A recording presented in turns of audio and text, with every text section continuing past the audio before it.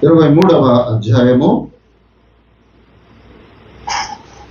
32 నుంచి 34 వరకు. మరి ఇద్దరు ఆయనతో కూడా చంపబడుటకు తేబడిరి. వారు నేరము చేసిన వారు కపాలమనబడిన స్థలమునకు వచ్చినప్పుడు అక్కడ కుడి వైపున ఒకడును ఎడమ వైపున ఒకరిని నేరస్తులను ఆయనతో కూడా సిలువ వేసిరి.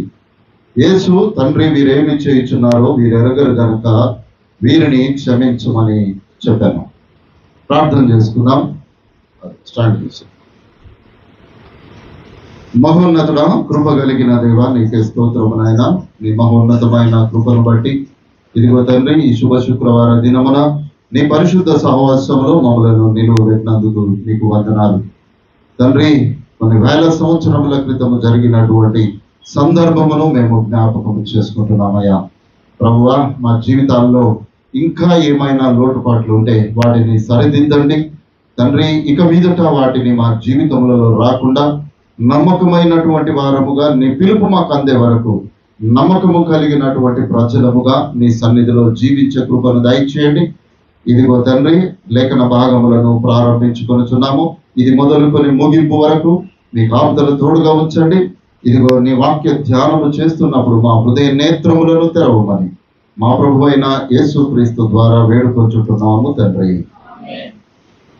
ప్రియమైన దేవుని బిడ్డలారా, దేవుని మహాకృప మీకు తోడయ్యుండును గాక. తండ్రి, వీరేమి చేయుచున్నారో వీరెరగను గనుక వీరిని క్షమించుము అని యేసుక్రీస్తు ప్రభుల వారు చేసిన ప్రార్థనను మరి మనము ధ్యానించుకుందాం. ఇక్కడ మనము ప్రతిసారి క్షమించుము అనేటటువంటి విషయాన్ని మనం ఎల్లప్పుడూ జ్ఞాపకం చేసుకుందాం. అంటే ఆయన సిలువలో చేసినటువంటి ప్రార్థనలో క్షమాపణ అనేటటువంటి ఆ ప్రాముఖ్యమైనటువంటి దానిని మనము జ్ఞాపకము చేసుకుంటూ ముందుకు వెళ్దాం. అయితే నేనేం మాట్లాడాలి అంటే, నేను దేవుని చేత నేను ప్రేరేపించబడినటువంటిది ఏమిటి అనగా, ఇక్కడ క్షమించము అనేటటువంటి దేవుని మాట కంటే అసలు వీరేం చేయుచున్నారో మనం ముందుగా తెలుసుకోవాలి. మనము ఏ విధంగా దేవుని సముఖంలో మనం ఉన్నాము. ప్రభు అయితే అంటున్నాడు, వీరికి తెలియదయ్యా, వీరిని క్షమించుము అని అంటున్నాడు. ఎల్లప్పుడూ మనము క్షమించబడే వారముగానే ఉన్నామా, లేకపోతే అసలు మనము ఏమి తప్పిదము చేస్తూ ఉంటున్నాము, లేకపోతే ఆనాటి ప్రజలు దేవునికి విరోధముగా వారు చేసినటువంటి కార్యములు ఏమిటి అనేటటువంటిది కొన్ని మాటలు నేను మీకు జ్ఞాపకము చేయాలని నేను ఆశపడుతూ ఉంటున్నాను. గబగబా చదవడానికి ప్రయత్నము చేయండి. సమయము తక్కువ కనుక మనము త్వరగా ముందుకు వెళ్దాం. ద్వితీయోపదేశ కాండము 9వ అధ్యాయము 24వ వచనము. నేను మిమ్మల్ని ఎరిగిన దినము మొదలుకొని మీరు యెహోవా మీద తిరుగుబాటు చేయుచున్నారు. ఇక్కడ ఏం చెప్తున్నాడు? నేను మిమ్మును ఎరిగిన దినము నుండి దేవుని మీద తిరుగుబాటు చేయుచున్నారు. ఏం చేయుచున్నారయ్యా? యేసుక్రీస్తు ప్రభుల వారు అంటున్నారు, వీరికి ఏం చేస్తున్నారో వీరు తెలియదు అని దేవుడు అంటున్నాడు. కానీ మనం చేసేటటువంటి కార్యములు ఏమిటో తెలుసా? మనము దేవుని మీద తిరుగుబాటు చేసేటటువంటి వారముగా మనం ఉన్నాము అనేటటువంటిది ఇక్కడ జ్ఞాపకము చేయబడుతున్నట్లుగా చూస్తూ ఉంటున్నాము. సమూయేలు మొదటి గ్రంథము 2వ అధ్యాయము 23వ వచనము. ఈ జనులందరూ మీరు చేసిన చెడ్డ కార్యములు నాకు వినబడినవి, ఇలాంటి కార్యములు మీరు ఎందుకు చేయుచున్నారు? కాబట్టి రెండవది, మనము దేవుని మీద తిరుగుబాటు చేయుచున్నాము. దేవునికి విరోధమైనటువంటి చెడ్డ కార్యములను కూడా మనము చేయడానికి మనల్ని మనము సిద్ధపరుచుకుంటున్నట్లుగా మనము చూస్తూ ఉంటున్నాము. మూడవదిగా యోబు గ్రంథము 16వ అధ్యాయము 20వ వచనాన్ని చదువుకుందాం. నా స్నేహితులు నన్ను ఎగతాళి చేయుచున్నారు, నరుని విషయమై ఒకడు దేవునితో వ్యాజ్యమాడవలెనని వారు చూస్తున్నారు. కాబట్టి ఇక్కడ మూడవది, వారు మొట్టమొదటిగా తిరుగుబాటు చేస్తూ ఉంటున్నారు. రెండవది, వారి జీవితములలో చెడ్డ కార్యములు కలిగి ఉన్నారు. మూడవదిగా వారు ఎదుటి వారిని ఎగతాళి చేసేటటువంటి వారుగా ఉన్నారు. నేను చాలా సార్లు గమనించాను, ఎదుటి వారి జీవితం గురించి మనకొద్దు. వారి జీవితం ఏమన్నా తీసుకొని ఎదుటివారు వారి వేషధారణ ఏ విధంగా ఉండని, లేకపోతే వారి జీవిత విధానము ఏ విధంగా ఉండని, వారు నడిచేటటువంటి విధానం ఏ విధంగా ఉన్నా వారిని ఎగతాళి చేసేటటువంటిదిగా మన జీవితం ఉండకూడదు అని అంటున్నాడు. ఆనాటి ప్రజలలో మరి వారు దేవునిని తిరుగుబాటు చేసేవారుగా ఉన్నారు, వారు చెడ్డ కార్యములు చేసేవారుగా ఉన్నారు, వారు ఎగతాళి చేయువారుగా ఉన్నారు. కాబట్టి దేవుడు అంటున్నాడు, ఇవన్నీ చేసినప్పటికీ వీరేమి చేస్తున్నారో వీరికి తెలియదు అని దేవుడు ప్రార్థన చేస్తున్నాడు. అది మహోన్నతుని యొక్క గొప్పదనము, కానీ మానవుని యొక్క జీవితంలో ఈ కార్యములు ఉండకూడదు. ప్రియులారా, 2వ కీర్తన 3వ చరణము.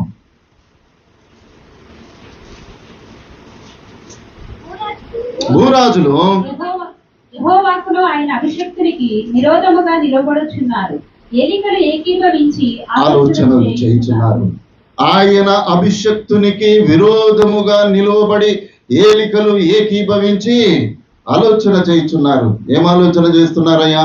కయప దగ్గరికి పోయినా విరోధమైన ఆలోచననే, పిలాతు దగ్గరికి పోయినా అదే ఆలోచన, ఆనాటి యూదా మతస్థుల దగ్గర అయినా ఎవరి దగ్గర అయినా కూడా ఆయన అభిషక్తునికి అనగా క్రీస్తుకు విరోధముగా ఏలికలు ఏకీభవించి ఆలోచన చేయుచుంటున్నారు.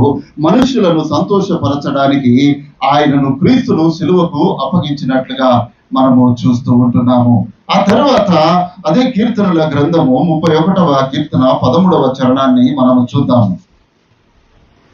అనేకులు నా మీద దురాలోచనలు చేయుచున్నారు, నాకు ప్రాణహాని చేయుటకు యోచించుచున్నారు, వారి గుసగుసలాడుట నాకు వినబడుచున్నది, నలుదిశలు నాకు భీతి కలుగుచున్నది. 5వదిగా అనేకులు నా మీద దురాలోచన చేయుచున్నారు, నాకు ప్రాణహాని చేయుటకు యోచించుచున్నారు, వారు గుసగుసలాడుట నాకు వినబడుచున్నది అని దేవుడు మనతో మాట్లాడుతూ ఉంటున్నాడు. ఇవన్నీ కూడా ఆనాటి సిలువలో చేసినటువంటి ఆ యేసుక్రీస్తు ప్రభువుల వారు క్షమించడానికి గల కారణం ఏమిటి అనగా, మానవులలో ఇవన్నీ ఉండడము మూలాన అసలు వారు ఏం చేస్తున్నారో వారికి తెలియడం లేదు. ఎందుకొరకనగా వారి జీవితము క్రీస్తుతో నడిచినటువంటిది కాదు. కాబట్టి వారు ఇటువంటి కార్యములలో పాలిభాగస్తులుగా ఉన్నట్లుగా చూస్తూ ఉంటున్నాము. 35వ కీర్తన 12వ చరణము. మేలునకు ప్రతిగా నాకు కీడు చేయుచున్నారు, నేను దిక్కులేని వాడనైతిని. ఆ తర్వాత అంటున్నారు, వారు నేను మేలు చేస్తే వారు నాకు కీడు చేసేటటువంటి వారుగా ఉన్నారు. ప్రియమైన దేవుని బిడ్డలారా, ఇవన్నీ ఒకవేళ మన జీవితాల్లో ఉన్నాయేమో అనేటటువంటి ఒక ఆలోచన మనము చేసుకోవలసినటువంటి వారముగా మనము ఉంటున్నాము. తర్వాత 71వ కీర్తన 10వ చరణము. నా శత్రువులు నన్ను గూర్చి మాట్లాడుకొనుచున్నారు, నా ప్రాణము కొరకు పొంచి ఉన్నవారు కూడి ఆలోచన చేయించుంటున్నారు. వారు నన్ను గురించి మాట్లాడుకుంటున్నారు. చాలా సందర్భాల్లో మనమంతా ఒక దగ్గర ఉంటాము, ఒక 2-3 పోయి పక్కన పోయి ఇంకొకరి గురించి మాట్లాడుతూ ఉంటారు. అది దేవునికి హేయమైన కార్యము. ప్రియులారా, ఇంకొకరి గురించి మాట్లాడాల్సినటువంటి అవసరత మనకు లేదు అనేటటువంటిది ఇక్కడ జ్ఞాపకము చేస్తున్నట్లుగా చూస్తున్నాము. 83వ కీర్తన 2వ చరణము. నీ శత్రువులు అల్లరి చేయుచున్నారు, నిన్ను ద్వేషించువారు తల ఎత్తి ఉన్నారు. ఇక్కడ తర్వాత వారు ప్రాణమును తీయడానికి పొంచి ఉన్నారు, అంత మాత్రమే కాక వారు అల్లరి చేసేటటువంటి వారుగా ఉన్నట్లుగా మనము చూస్తూ ఉంటున్నాము. ఆ పిదప 83వ కీర్తన 5వ చరణములో వారు దేవునికి విరోధముగా నిబంధన చేయుచున్నారు అనేటటువంటి విషయాన్ని జ్ఞాపకం చేయబడుతున్నాం. ఇటువంటివి బైబిల్ గ్రంథంలో ఇంకా మనం తిరిగేస్తా ఉంటే అనేకములు మనకు కనబడతాయి. ఎందుకనగా ఈ సమయము తక్కువ గనక నేను కొన్ని విషయాలను మీ ముందు నేను ఉంచి ఉన్నాను. వారు ఎటువంటి వారుగా ఉన్నారు అని మనము చూసినట్లయితే, మానవుని యొక్క జీవితములలో దేవునికి విరోధముగా తిరుగుబాటు చేసేటటువంటి క్రియ, దేవునికి విరోధముగా చెడ్డ కార్యములు చేసేటటువంటి క్రియ, తర్వాత ఎగతాళి చేసేటటువంటి ఆలోచన విధానము దేవుడు పంపించినటువంటి అభిషక్తునికి అనగా పరిశుద్ధాత్మ దేవునికి విరోధమైనటువంటి కార్యములు, తర్వాత దురాలోచనలు, గుసగుసలాడుటయు, కీడు చేయుటయు, ఒకరి గురించి మాట్లాడుకొనుటయు, అల్లరి కార్యములు, దేవునికి విరోధముగా ఒక నిబంధనను వారు చేసుకోవడము, ఇవన్నీ ఆనాటి ప్రజలలో నివసించి గూడు కట్టుకొని ఆ సిలువలో విరలాడుతున్నటువంటి యేసుక్రీస్తు ప్రభుల వారికి కనబడ్డట్లుగా మనము చూస్తాము ప్రియులారా. ఈ కార్యములన్నీ ఒకవేళ ఆనాటి ప్రజలలోనే ఉన్నాయా, లేకపోతే మనలో కూడా ఏమైనా ఉన్నాయా?